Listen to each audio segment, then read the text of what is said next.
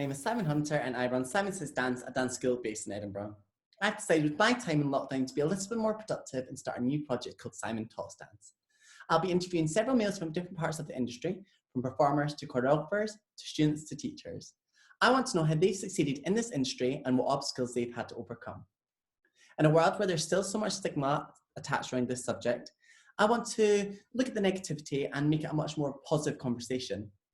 As a male dance teacher, I feel that my purpose is not only to teach the next generation of dancers, but also to inspire more boys to dance. The dance industry would not survive without males, and with so much support behind similar campaigns all around the world, I feel like this topic is something that needs to be spoken about on a more local and interactive platform. Today, I'm speaking to Kieran Welsh. He's 23 and from Edinburgh. He studied at the MGA Academy of Performing Arts. He's performed on several celebrity cruise liners before joining the choir of man on the Norwegian Cruise. So let's see what he's got to say today. Still feel you here the moment I'm gone. You hold me without tight.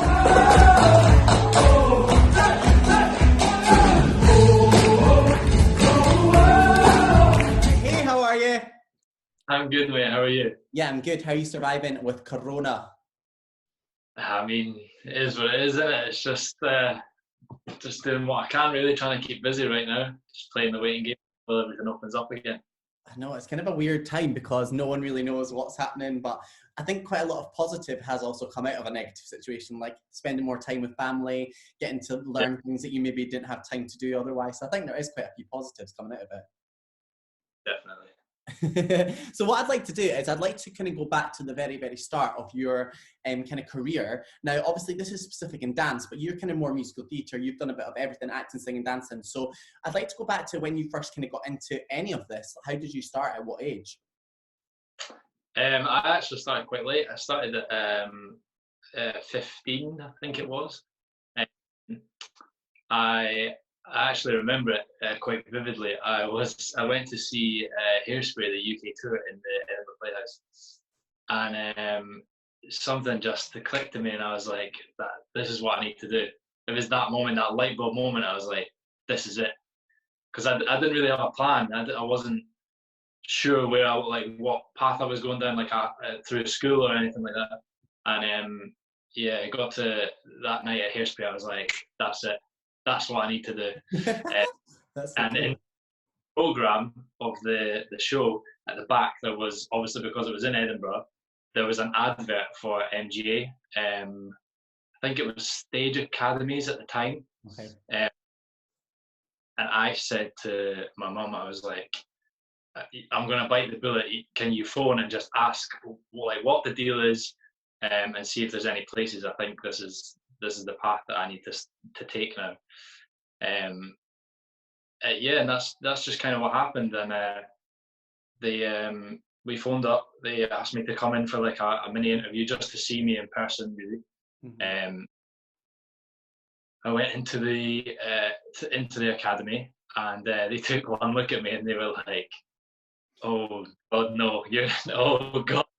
They were like, I don't know what the age range is for stage academies, but I was quite old for my age, quite old looking for my age. And I walked in, they were like, "Oh my, no," because it's like little ones, and they were like, "You need to bump up an age group if you're gonna do this." So, and that was it. The rest is history, really. Into that, how I got my start in there. Before that, had you never kind of even been surrounded by that, or had you been to shows before but just never clicked before? I always went to shows. I always loved going to the theatre when things would come to tour in Edinburgh. I would always go.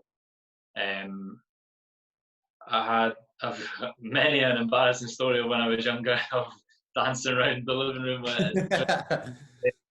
and stuff.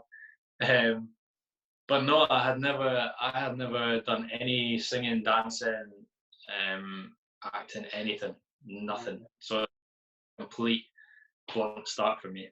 Yeah, and at age 15, that's kind of like the time at school when prelims, exams, like hormones, like everything's kind of happening at once, girls. So how did that kind of fit into your life of like, right, I'm going to start this new hobby alongside school and being a child? It was kind of hard. I feel like I was the type of person that school wasn't really for me. So not that I didn't concentrate or anything like this at school, but I was just in that place where I was like, I know that in the back of my mind there's something that I need to do with my life, and I need this to do it. And I always just had that vision of something. I didn't know what it was, but I had something. And yeah, it just kind of slot in. The biggest part was I actually kept it a secret for about 4 months, I think. Okay, from just school people or just pretty much everyone? To be fair, the only people that knew was my mom and my gran. I didn't, no one knew, no one at school knew. Yeah, it was I would say it was tough keeping it to myself, but at that point in time, I really wanted to just be like, no one needs to know about this. Do you know what I mean? Like, this is for me, and it doesn't matter, like, if anybody else knows. So I just kept it to myself, really. Yeah, and then when you eventually started to open up about it and start to get into it a little bit more, what was the response from people who then found out that you were doing performing? I was actually pretty surprised, if I'm honest. I think that the biggest thing, the reason why I kept it quiet, it was fear. To be honest, it was just the fear of people's reactions and how. Because I played football, I did loads of sports at school, and for me to then say, "Oh, I've started dancing and singing," it was just that mentality, that fear of what people would think. And eventually I did. I think one of the first people I told out of my mum and my gran, I told my two best friends, and they literally looked at me and they were like, "So?" Which is what you want, yeah. Yeah, and then word got around, and then the whole friendship group at school, everybody started to know, and they were like, "Do you know what? Good for you. Like, doing what you want to do for a living is much better than sitting in an office 9 to 5 trying to grind your way through life." Do you know what I mean? It is, because performing doesn't really feel like, when you do something that you love that much, it doesn't feel like work, if that makes sense. Exactly. And also age 15, you're kind of past that immature stage of like people being judgy as much. 15's kind of, you're kind of getting to the end of school where kind of people are over it and you can do what you want. But still, it's good that you had that response, because that almost kind of empowered you to keep going, I suppose. Yeah, it really did. Even from family members. I mean, everybody was so supportive. It's maybe not certain people's thing, but they always encouraged me to do it. Yeah.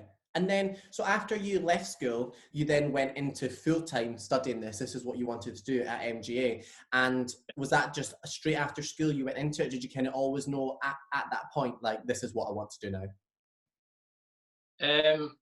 I think it was a bit before that, actually. It was I did the part-time course in at MGA for my last, I think it was my last year when I was in high school.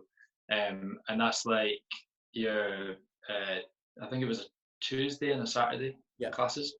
And it was, obviously it was only like 3 hours at night time on a Tuesday and like 4 hours during the day on a Saturday. So it's like, it's not as intense training. That's obviously why it's part-time, but you start to get the technique classes and you're like, oh, I could really go somewhere with this. This is it. Do you know what I mean? So the part-time was where I was like, okay, I need to leave school. I need to go full-time at this place and just go for it, really.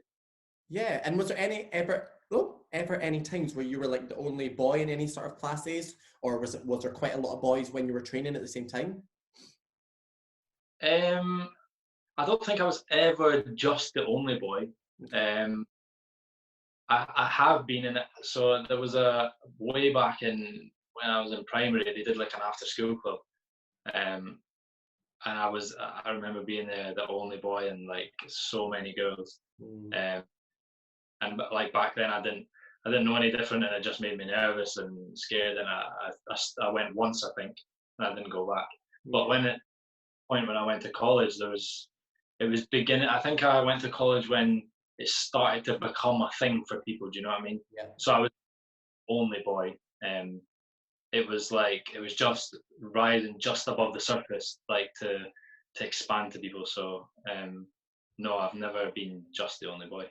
Yeah, which is good, which is kind of what we want. We kind of want more boys to kind of feel comfortable enough to come into it. So then after you graduated, so you did your 3 years MJ, yeah? Yeah, and then after you did your 3 years, obviously you've done loads of jobs, but what was the kind of the highlight of your career then?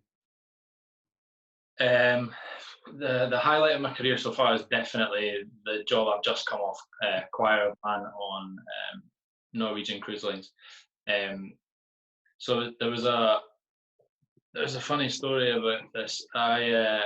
So before Norwegian, I worked for Celebrity for 3 to 4 years, and there was a point in my last Celebrity contract, so maybe like a year and a half, 2 years ago now. I mentally gave up. I was like, I'm done. It's such a hard business. I was like, I don't know. It was just that moment in your life where you're like, I don't know if this is the right thing that I'm doing it. And I remember being in Miami in Florida, and in rehearsals one day, and I was like, I'm out. I'm done. This is it. Like, I've come to that point where I've enjoyed myself so far, but like, this isn't. I need to do something else. Yeah. And I don't know where it came from. I don't know. It wasn't like I disliked doing it or anything. I was just like, I just needed a change, I think. And then the US tour of Choir of Man came to Miami, and we went to see it with a bunch of the cast. And I was sitting watching the show, and I was like, no, I need to do that show before I give up on anything. Yeah, I need to do that show, and I will do that show before we stop. And then maybe 6 months later, I got the job for Choir Man. Definitely, it was a surreal moment for me. To be fair, it was just like I said, when I was in school and I had that vision, I just didn't know what it was that I wanted to do. It was the same thing when I was giving up. There was something there. I didn't know what it was. Yeah. And then when I started the show, I was like, that's what it is. Yeah. And for those who maybe don't know Choir of Man, it's an all-man cast, isn't it? So it's fully, you're surrounded by males who have all trained in this career, who have probably all gone through similar stories or maybe even really different stories to you. And how did that make it feel for you being with a group of men? I mean, it's a learning experience. You learn from, you never stop learning every day, to be honest. And just the stories that people have and different backgrounds, and it's not like you don't feel isolated. It's not just you. Do you know what I mean? Yeah. Because in Choir Man, it's all people from England, people from Ireland, people from Wales, people from Scotland. It's all across the country. Do you know what I mean? That are in the show. So just different. It's like it's everywhere. It's not, you're not stuck by yourself. It's like you have people that go through things. You know what I mean? Or went through the same thing. Yeah, no, that's amazing. And I also think as well, I think being a younger child, surrounded by quite a lot of girls in the training side of things, to then be in a job surrounded by all these men who have all done it, that's quite an important thing to show that like there is so many other people out there with the same passions, with the same drive as what you have. Yeah, I mean, it was actually a really cool experience because it wasn't just Choir Man on the ship, it was Kinky Boots as well. Oh, wow. So we got, I mean, the contrast is like Irish pub, 9 males, like all from similar backgrounds, and then you've got Kinky Boots where you've got the drag queens and all these kind of performers, and it's just like we gelled so well, and it was so nice to hear from different people's like a lot of the drag queens, like when they first decided to do drag and like how the people reacted to stuff like that. and it's like it's always supportive in that kind of community. So Yeah. it was really, really nice to hear everybody's backgrounds. So what I'd like to talk about is, I've obviously got a lot of students that I teach from all different ages, and I think nowadays it's so much more accepted for boys to dance, which is amazing. And we've got kids as young as 3 all the way through. Now, if you could speak to some of these students who are maybe going through a hard time, maybe getting teased or bullied at school a little bit about this, is there anything that you would give them advice-wise that you would say, like, to keep going, to kind of motivate them? Yeah, I mean, it takes a while. It's definitely an age thing. I'm at a point in my career, in my life right now, where it's just, I'm a very strong believer in the only thing that's stopping you is you. Yeah. You against yourself. And it's easier said than done, but don't listen to anybody. It doesn't matter what they say. If someone's got a problem with what you're doing, that's their problem. Do you know what I mean? It's completely self-focus, and it's just, you just have to block it out. It's not worth it. It's not worth your time, wasting your time worrying about what someone else thinks. Do you know what I mean? It's it's a complete waste of time. Yeah, and that's hard as a kid who's maybe dealing with it at school, or the fear of going to school because it might happen. So yeah, you're right. It's almost like blocking it out and just kind of tunnel vision on what you want, and they enjoy it. Exactly. There's always that, you know, when you're younger and you're training and you want to do everything, and there's that, I want to go out, I want to do this, I want to do that.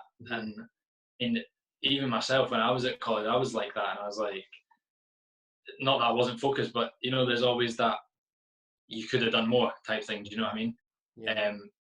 Say that as well when people are training at a young age, like focus, determination, just get it, recognize what needs to be done and go and do it. Do you know what I mean? It's because all of that will, if you have that mindset and that tunnel vision, along the line, opportunities will present themselves. Do you know what I mean? It is 100% true. Yeah, no, you're so right. And I also think as well, like, that's good for people to hear that, because I think sometimes you can be disheartened from other people's opinions, but to know that, like, you can do it, and with determination you can achieve what you want to do. And my last question for you is, if you weren't performing, well, obviously you're not currently because of Corona, however, if you weren't performing, where do you think your life might have taken you? Where do you think you might have been doing as a career instead? That's a hard one. In school I wasn't the most academically smart. Probably not in an office high up somewhere. It'd probably be something physical. Maybe football. I wasn't the best at football, but maybe football, kind of, maybe boxing. I'm not sure. Yeah. I don't know really. Just some. I can't. It annoys me when I sit still. So being in an office 9 to 5, I get fidgety. No, that could be something. I feel you. No, well, thank you so much for giving us your time today. I feel like it's really good to have these conversations, and I think if these conversations existed when I was maybe going through a hard time or second guessing myself for doing performing, maybe these conversations would have helped me. So hopefully with this chat today, we've kind of inspired at least one person to keep going. I hope so, definitely. It's all just a mental game. It's the only thing that really matters is how you see yourself, I think. Yeah, no, you're so right. And I think, although I've talked to lots of different people, I feel like maybe this conversation is the one that's going to click for someone specific. So I think it's absolutely great. And thank you so much for giving us your time today. And good luck with the rest of Corona. Thank you for having me. And we'll all follow your journey, and we'll see you soon. All right? Thank you. See you later. Thank you so much for taking the time to watch Simon Talks Dance today with Kieran. Hopefully you've enjoyed it. If there's anything you want to see from the next episode, then please let me know. Get in contact on our social medias. We've got our Facebook, our YouTube, and our Instagram. Apart from that, have a lovely day, and we'll see you in the next one.